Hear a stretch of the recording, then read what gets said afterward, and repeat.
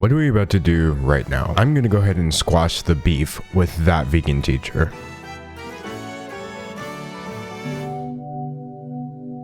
So I'm making this video because she actually responded to my video about her from last week. And upon watching it, I've come to the conclusion that she is far worse than I made her seem in my first video. So basically I'm here to fix that. But before I do that, of course, I'd like to do my comment shout out from that video. As a vegan, we don't claim her. She's awful and we're sorry. Don't worry. None of the criticisms I have in this apply to vegans because this woman is not even really a vegan. So if you haven't seen my first video, I do recommend checking it out just so you can know what she was responding to. But basically, it's about that vegan teacher on TikTok, or Katie. She has over 1.6 million followers. Now, this year, I've been creating most of my content over on Twitch live, but her response was so bad that I couldn't finish reacting to it while I was live. So instead, I went ahead and recorded and edited this video myself because I need to dismantle her points a little more precisely. Welcome to the Vegan Teacher Show.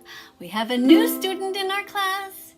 His name is D'Angelo. D'Angelo. Congratulations, D'Angelo. You did exactly that. Maybe 1 or 2 of your 1 million followers will come over here and maybe they will see what I'm all about and they will learn to become vegan. It always amuses me in some way when people start their responses off like that. Like, I know you basically criticized me for 10 minutes and pointed out that what I'm doing is awful, but I appreciate the shout out, bro. I'm not mad. It gives me the energy of that one meme. Like, this is very much the energy that she has created in the studio today. I think you forgot to talk about the egg industry, D'Angelo. I don't think that you talked about the dairy industry. Did you talk about the wool industry, silk, fur, or honey at all? No, I don't think so. This is the weirdest response video I've ever received. Instead of addressing even one of the points I made in a 10-minute video, and I had quite a few, she instead decides to criticize me for not talking about veganism, which is a ridiculous criticism because I'm not vegan. For people who are going to be doing presentations about that vegan teacher's videos, or just to show your audience that you have seen videos about me, just whatever reason you're doing it, to get more followers, whatever, you will be getting extra points if you show yourself eating healthy vegan foods, and of course losing points if you're showing yourself eating animals. Me being vegan or not being vegan has absolutely nothing to do with a single point in that video. Family Time is going to a protest with signs. Yeah, signs like this. You know, signs that make people think a little bit about where did COVID come from. It didn't come from tofu, I'll tell you that. I think trying to argue in any way, shape, or form that COVID-19 is upon us because there's not enough vegans is insane. Where did COVID come from? It certainly wasn't tofu. Is not only a ridiculous point, but has undertones that I'm really not a fan of. Animal cruelty and the link to other forms of oppression such as sexism, racism, ableism, and ageism. Did you talk about that? I actually did.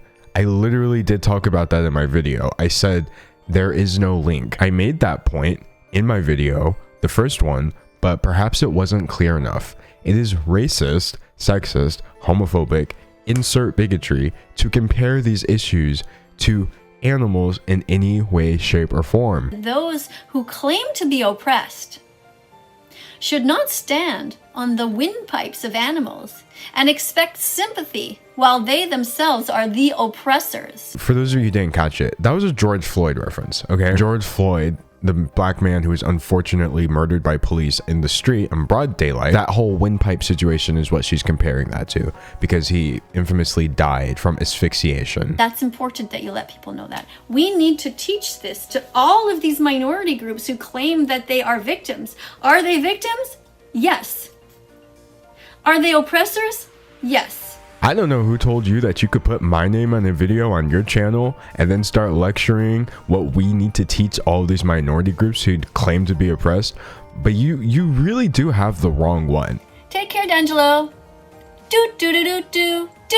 Oh, I'm gonna take care. While I was on her channel watching that, I saw a couple of other videos that really drove home the point that I completely missed the first time, which is that this person is an unhinged racist. She released this song called I Can't Breathe, and as you can see in the description, it says all lives matter to those who live them. Composed on May 25th, 2020, with new lyrics added June 19th after the sudden death of vegan animal rights activist Reagan Russell. George Floyd was murdered in the street. So for some reason, she saw that news and she was like, oh, this is the perfect time to tie this into animal rights somehow. The day that he passed away. She is taking terrible situations of animal cruelty that do exist and are real, I'll give her that, and she's mixing them in with George Floyd's final words being that he couldn't breathe. I can't breathe. This is unhinged. Canadian woman with the protest sign. Your Auschwitz truck has run over me. I can't breathe. Now this is extreme. If you don't know, she's referring to Reagan Russell, an animal rights activist that was tragically killed by a truck. But comparing this to Auschwitz, comparing this to the Holocaust is insane.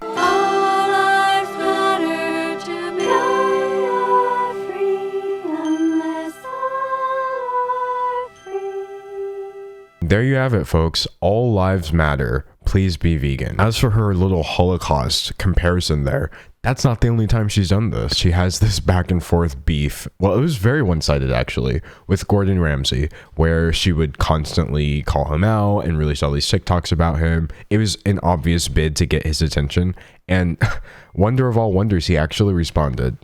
Eating animals is wrong, Gordon Ramsay. Hurting animals is wrong, Gordon Ramsay. Share this song. And if you call me a donut, that's fine. As long as you're vegan from now on. Classic Gordon Ramsay. But this is how Katie responded to this. The day Gordon Ramsay duetted me, I fell to my knees and cried. I shook my fists at a non-existent God as Gordon laughed at the trillions that had died. This evil chef smirked at the Holocaust that animals are now dying through. TikTok was like, okay, maybe she's kind of a problem. She posted one saying, my poem, an ode to Gordon Ramsay, was censored on TikTok. The meat, dairy, and egg industries want to hide the truth from you. Even poetry scares them. Does she honestly think that her video was taken down because people hate vegans? You literally accused a celebrity of laughing at a Holocaust, and this is after your whole she got hit with an Auschwitz truck, comparing truckloads full of Jewish people that were being driven off to die to trucks full of pigs so that people can have bacon for breakfast in the morning is obscene. But this whole lack of respect for basic human life is a thread. It's a thing that she does. This is her responding to someone commenting saying, my friend literally died from malnutrition because of your posts. I tried to get him to eat meat, but he was committed and died because of you. Oh my God. Your friend died trying to be vegan? Oh, I feel terrible. Oh my God, what did he eat?